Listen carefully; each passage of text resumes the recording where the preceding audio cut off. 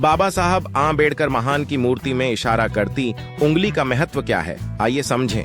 एक बार एक लड़का अपने पिता के साथ डाओ भीमराव आंबेडकर जयंतीय की रैली में गया और घर वापस आने पर अपने पापा से प्रश्न पूछने लगा।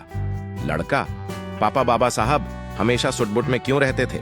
पापा, बेटा क्योंकि उन्हें लगता था कि मेरा समाज भी अच्छे कपड़े पहने।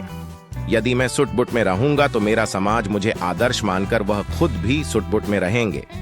लड़का, ठीक है पापा, बाबा साहब के जेब को हमेशा पेन क्यों रहता था? पापा, बहुत अच्छा प्रश्न पूछा बेटा। पेन होने का मतलब है पढ़ने लिखने ही सबसे जरूरी काम है। अरे वो सिर्फ पेन नहीं, पीठ दंडितों शोषित लोगों को गुलामी से मुक्त करने की वह आधुनिक तलवार है। उसी पेन से बाबा साहब ने भारतीय संविधान लिखा है। बेटा, पापा मैं भी अपनी जेब में पेन लगाऊंगा। पापा आखिरी प्रश्न पूछ रहा हूं, बाबा साहब ने उंगली कहां दिखाई और उनके हाथ में कौन सी किताब है? पापा, बहुत अच्छा बेटा, ऐसे ही प्रश्न पूछा करो। बेटा, उनके हाथ में जो किताब है उसका नाम है भारतीय संविधान।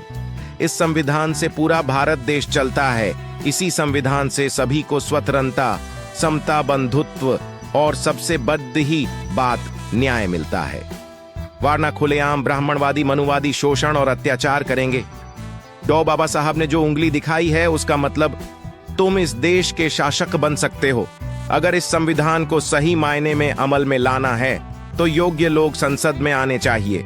वह उंगली से यह संबोधन करते हैं कि अपने भले के लिए पूजा घरों में नहीं, स्कूल कॉलेज और संसद में जाओ।